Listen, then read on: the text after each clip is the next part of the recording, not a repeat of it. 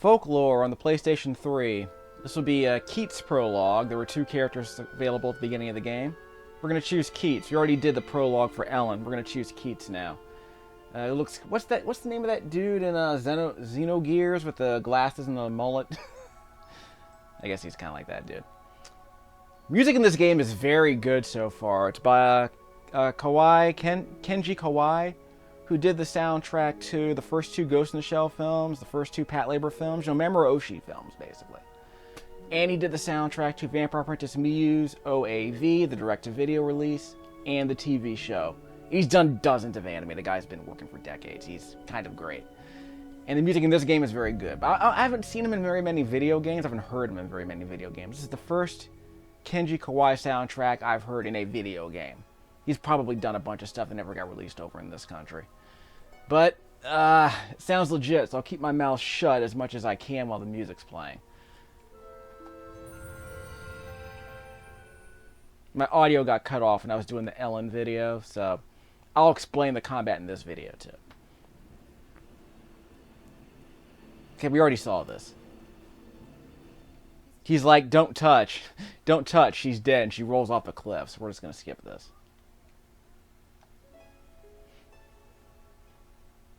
It's like, don't touch her. She's dead, but she's rolling off the cliff.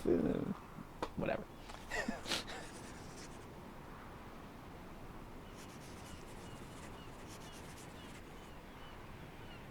We're going to see a splattered corpse on the bottom of the beach, unfortunately, because you didn't save her when she keeled over. Thanks, dude. I mean, seriously, if she were having a heart attack, wouldn't you, like, you know, get a little CPR up in there? Oh, I mean, even no CPR back then.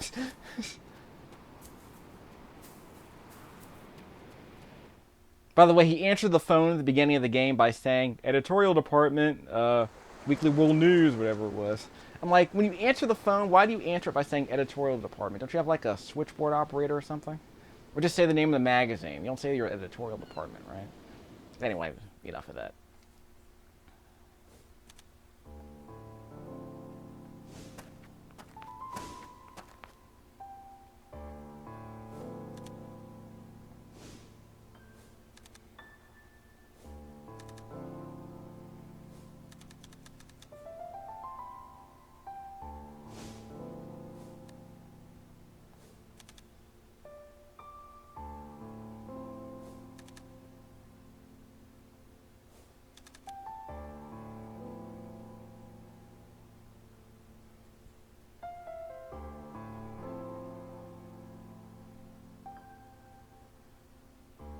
Did you hear the part when the woman called the old woman her mother?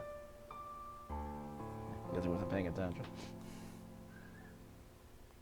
Or maybe I wasn't paying attention. I thought she called her mother. Bow wow wow yippee yo yippee yay.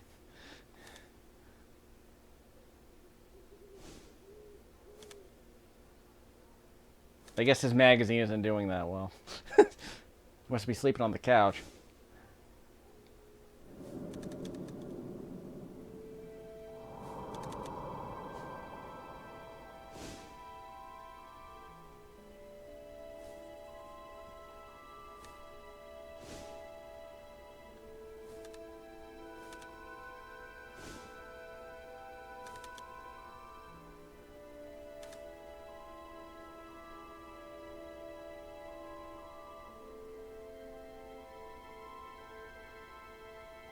Yeah, I kind of wish Bloodstain had a soundtrack this good.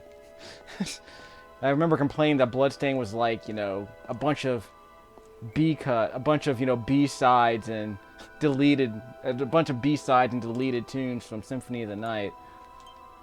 This sounds more legit. Different musician, obviously, but gives you some idea about what kind of tone it would have been nice. This game is, like, creepier. That game is, like, classy. This game is supposed to be creepy. As we'll see when we meet the Scarecrow. Actually, the Scarecrow isn't here, because remember, there's no Scarecrow for Keats' companion. His companion's the Invisible Man. Which isn't creepy at all, I mean. Unless you saw that Hollow Man movie that Verhoeven directed. I still haven't seen that Verhoeven movie, by the way. I remember at the time people were like, yeah, are we surprised if Verhoeven would make a film about a guy who, you know, spies on women while they're showering because he's invisible? Nope, not surprised.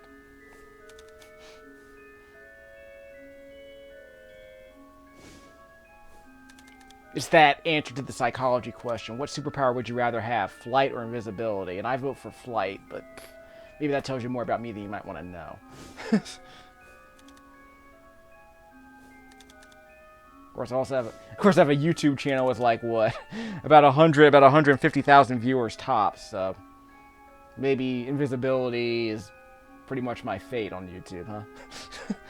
Yeah, a couple of my videos have gone viral. The useful ones, thankfully.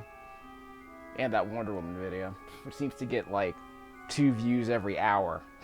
So that video is always going to be there, apparently.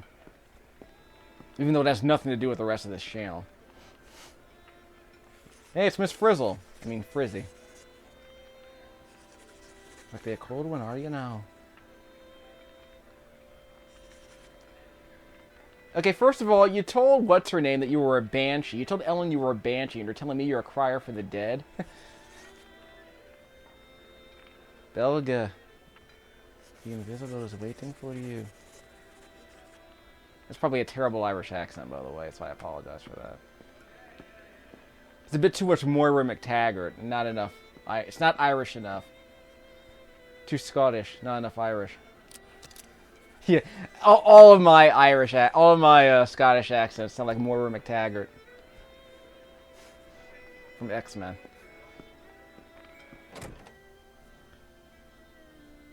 Don't say cure, Moira. Being a mutant isn't a disease; it's something you're born with. Not all mutants would agree with you. What do your X-Men say? Well, speaking of which.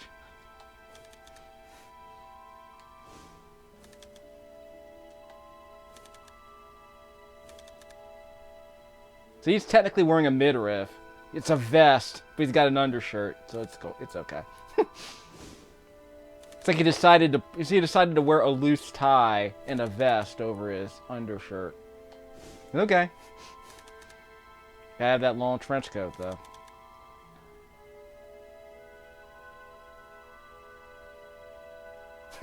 Yeah. Yeah, seances are lame, says the publisher of an occult magazine. And I'm talking to an invisible man. We don't believe in that kind of stuff. Listen, invisible man. Spiritualism is dead. You can be explained by science, invisible man. Whoops, pressed the wrong button. Not Stonehenge, but Southhenge.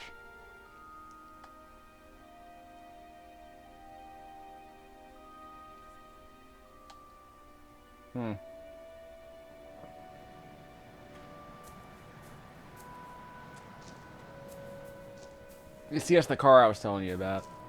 So we've got to be at least in the 1950s. Maybe the 1960s, I think might be a good time period for that. But then again, Ireland was kind of going through some stuff back in the 80s. So it's like, yeah, the economy really wasn't where it wanted to be until the 90s, the late 90s. Or like early, I think 2001 is when the economy really started turning around. So I'm pretty sure for a long time there were a lot of towns that were like, yeah, they weren't like poor, but they were pretty. They're like there are a lot of places in the United States where it's like, yeah, they're like 20 years behind the times, quote unquote, because the economy hadn't really developed that much. So yeah, a couple of people had cars. They weren't late model cars and that kind of thing. But we're moving along. This isn't thematically appropriate for the story right now. Yeah, I usually skip cutscenes in this video, but I want you to hear the music and get a flavor for some of the tone they got going on here. Kind of curious to see a Japanese take on Irish folklore. We've already seen a Sailor Moon transformation sequence, and this dude's going to have a Henshin transformation sequence in a second.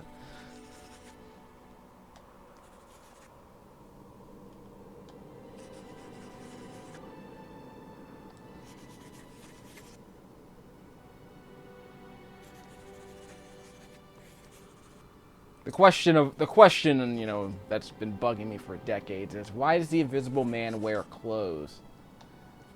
Because he wants to be seen, I guess.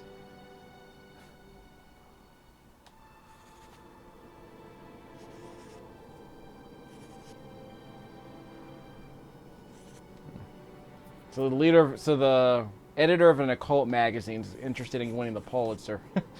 Maybe he's just joking, because I'm pretty sure he'll never win one.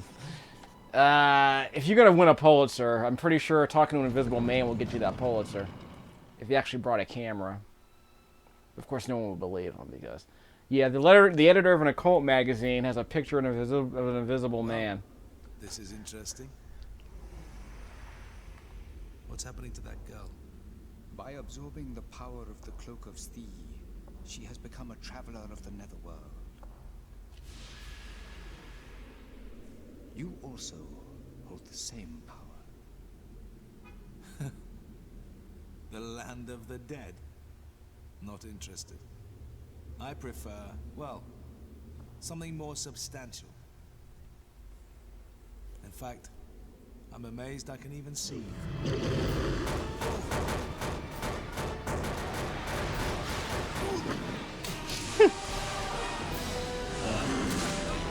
Where Harry Potter's getting his cloak.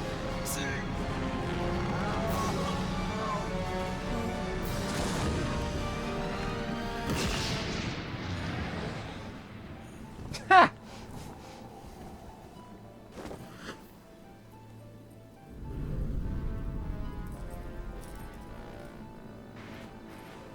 Which Castlevania character is this? Gotta have the coat though, it's gonna be cold.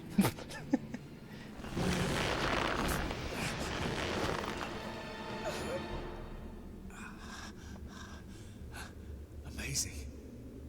Even the pain feels real. This is certainly a lucid dream. As you wished, you have attained the powers of a Netherworld traveler.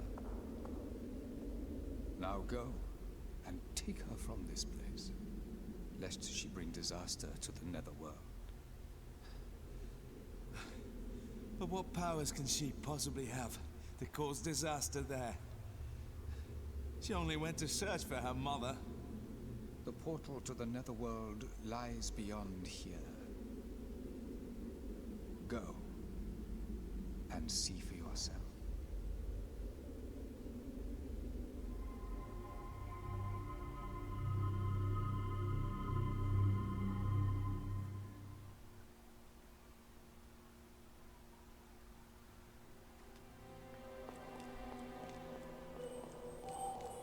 Yeah, we'll see that Alucard-looking dude later. Like I said, he's actually wearing fewer clothes than the lady there, than Ellen.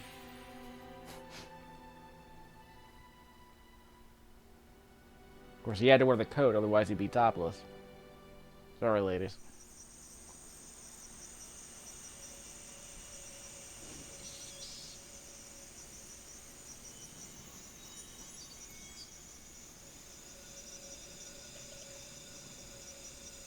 It's so weird to see that, to have that little cutscene there with no dialogue.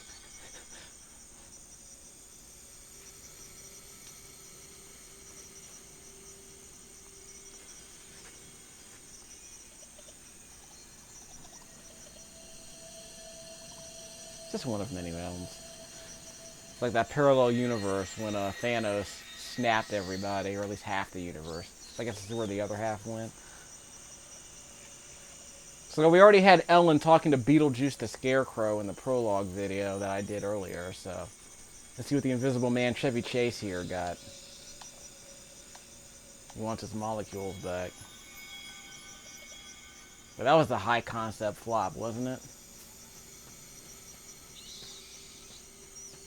I don't blame him for trying to make a film like that. I mean, Ghost made a buttload of money. So I don't blame him for trying to do that kind of high concept stuff. In fact, we got a Stephen King high concept shared universe film coming out in a couple of days. In fact, I think they got special previews on tonight for Halloween. And it comes out next weekend. Or not this weekend, but next weekend, I want to say. But yeah, I mean, made a whole bunch of money. So that Stephen King shared universe film might up making like at least $100 million just for showing up.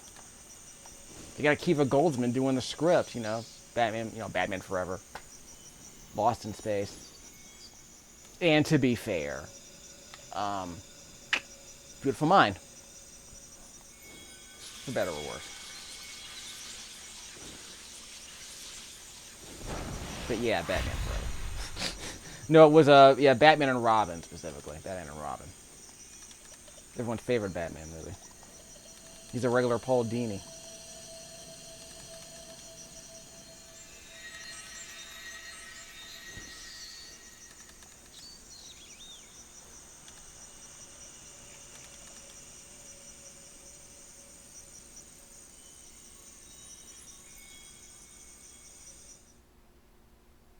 Yeah, everything's getting a shared universe these days. I mean, heck, Hasbro was working on a shared universe with Transformers and G.I. Joe. Like if that Battleship film didn't get any better, probably would have ended up in a shared universe with Hungry Hippos. Of course, the Dark Universe never added up to anything. It was thematically appropriate. Press the square button for my regular attack. Hold down R1 for the little cross the streams and the photon beams, and you jack up the 6-axis controller. Yeah, he knows what's up. So you bring the 6-axis controller upward to suck in the enemies once you grab them.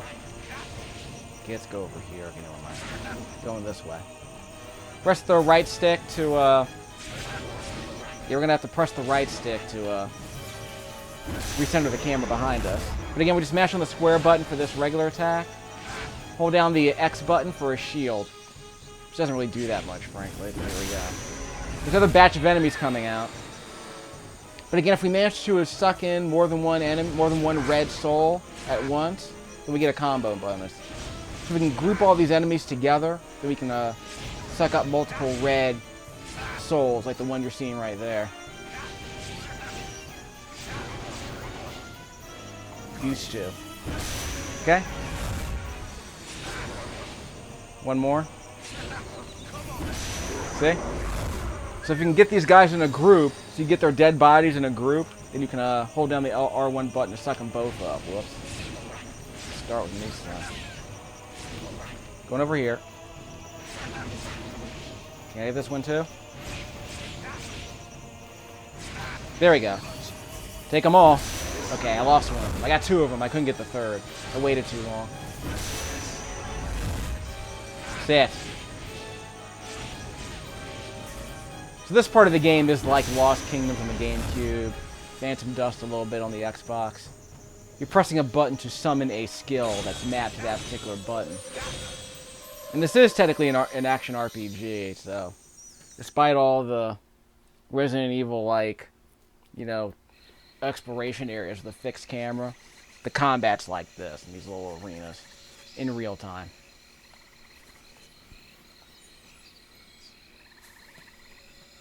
But again, I do kind of like the idea of being able to summon different... It's like Diablo 3 in that sense. Like the idea of having different skills mapped to different buttons, or in this case, you're summoning creatures to fight for you. So instead of having different weapons, you have different characters. And they're your skill set.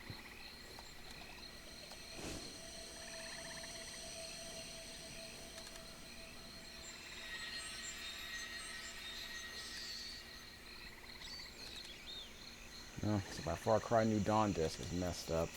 Tried to install that, but I got Call of Duty Black Ops 4 instead, so we'll play some of that a bit later. Sad, really. It's a pretty good idea. I was about to buy this game because it was really cheap. I said, you know, let me rent it for $1 first. Guess what? Just doesn't work.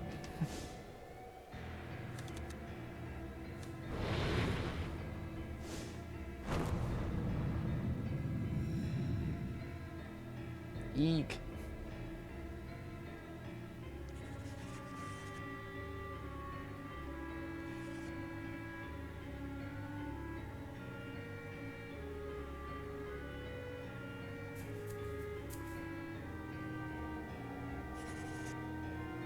Okay.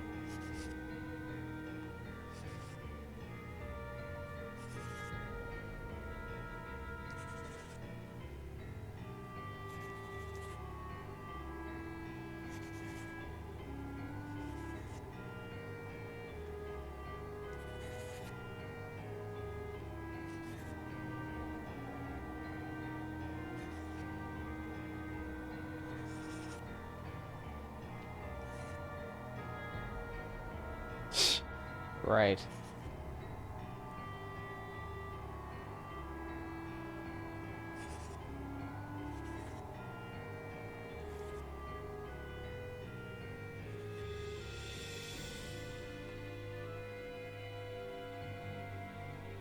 So where's the save spot?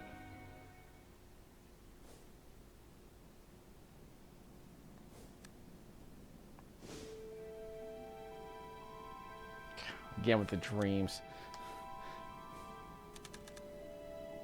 Yeah, okay.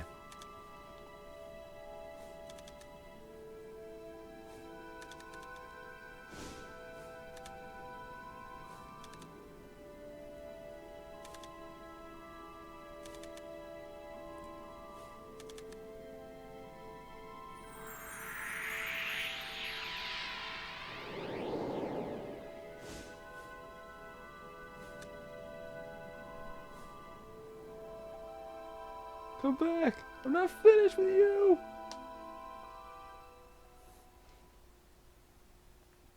Yeah, don't think about saving it. It was right here. Yep. Flesh room.